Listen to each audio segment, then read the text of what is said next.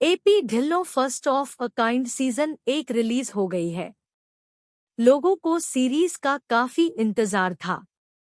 वो अपने favourite singer के बारे में विस्तार से जानना चाहते थे। अब ऐसे में सीरीज लोगों को सिंगर की रियल लाइफ दिखाने में कितनी सफल रही ये बताते हैं। AP Dhillon first of a kind season 1 आज यानी 18 अगस्त को ओटीटी प्लेटफॉर्म अमेजन प्राइम पर रिलीज हो गई है। 4 एपिसोड्स वाली ये series Punjabi pop singer AP Dhillon के असल जीवन पर आधारित है। सीरीज एपी ढिल्लों की जिंदगी से जुड़ी कई छोटी छोटी चीजों को रेखांकित करती है, जिसके बारे में उनके डाईहार्ड फैंस को भी शायद ही मालूम होगा। सीरीज कितनी दमदार है और कितने सही तरीके से इस डॉक्यूमेंट्री को फिल्माया गया है, ये जानने के लिए सीरीज देखने से पहले ही रिव्यू जान लें। पंजाब से निकलकर कैसे पहुंचे कनाडा। एपी ढिल्लों की जिंदगी को करीब से दिखाने वाली ये म्यूजिक डॉक्यूमेंट्री उन्हें सिर्फ एक म्यूजिशियन और आइकन के रूप में नहीं दिखाती। एपी ढिल्लों की इस कहानी का पूरा फोकस ये दिखाने पर है कि वो बतौर एक इंसान कैसे हैं। सीरीज दिखाती है कि वो जमीन से जुड़े रहकर कैसे पॉपुलैरिटी की सीढ़ियां चढ़े। जय अहमद की सीरीज में साफ तौर पर दिखाया गया है कि कैसे गुरदासपुर का लड़का पंजाब से निकलकर दुनिया भर में पहचाना जाने वाला चेहरा बन गया। सीरीज में दिखाया गया कि वो पंजाब की गलियां छोड़ कैसे कनाडा पहुंचे और वहां खुद को म्यूजिक के नाम समर्पित कर दिया। ये स्टारडम का सफर काफी रोमांचक तरीके से दिखाया गया है। कुछ ऐसी है कहानी। एपी ढिल्लों के जीवन पर आधारित इस सीरीज के 4 एपिसोड्स की बात करें तो शुरू में काफी फोकस्ड अप्रोच रही, जिसमें पॉपस्टार की जबरदस्त कामयाबी दिखाई गई। इन एपिसोड्स में निजी समस्याएं और चीजों से अनजान एक ऐसे लड़के को दिखाया गया है जो हर मुश्किल को पीछे छोड़कर स्टारडम तक पहुंचता है।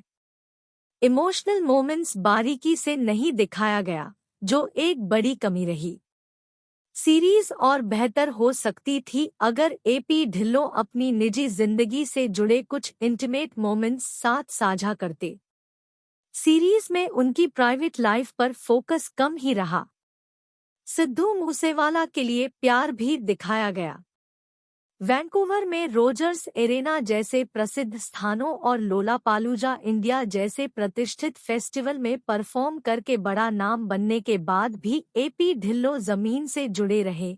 उनके व्यवहार में कोई तब्दीली नहीं आई और उनकी कोशिश हमेशा अपने लोगों को कुछ बेहतर देने की रही। पूरी डॉक्यूमेंट्री में उनकी विनम्रता और दूसरों के प्रति सम्मान झलकता है। इसका सीधा उदाहरण गायक सिद्धू मूसेवाला के प्रति उनका प्रेम है, जो सीरीज में दिखाया गया है। देखने को मिलती है दोस्ती की झलक। सभी 4 एपिसोड्स में एपी ढिल्लों की कुछ लोगों से खास बॉन्ड पर फोकस किया गया। खास तौर पर वो लोग जो उनकी म्यूजिकल जर्नी में उनके साथ खड़े रहे। उनके संबंधों को खूबसूरती से चित्रित किया गया है। इन खास लोगों में गुरिंदर गिल, गीतकार शिंदा काहलो और निर्माता जीएमआईएनएक्सा शामिल है। केविन और हरमन अटवाल से उनकी इमोशनल बॉन्ड गया है। ये दोनों ही शख्स उनके म्यूजिकल इवेंट के प्रबंध देखते हैं। इन लोगों से अलग तरीके का जुड़ाव सीरीज को एक भावनात्मक एंगल देता है। पंजाब के एक छोटे से गांव गुरदासपुर के साधारण से अमृतपाल सिंह ढिल्लों की कहानी गुरिंदर गिल, शिंदा काहलो और मिनक्सर से अटूट दोस्ती के साथ आगे बढ़ती है। यूट्यूब पर सफल ट्रैक फेक अपलोड करने से लेकर ब्राउन मुंडे के साथ पॉपुलैरिटी हासिल करने की जर्नी में वो किस दृढ़ता के साथ डटे रहे, इसकी पूरी झलक देखने को मिलती है। सीरीज से गायब है पर्सनल। डॉक्यूमेंट्री में एपी ढिल्लों अपने संघर्षों पर बात करते हैं।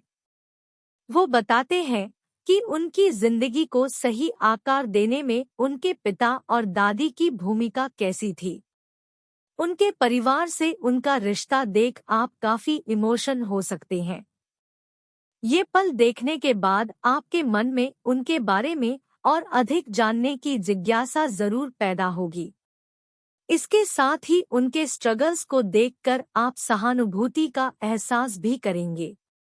पर्सनल लाइफ छोटे से हिस्से के सिवा सीरीज में और कुछ खास देखने को नहीं मिलता।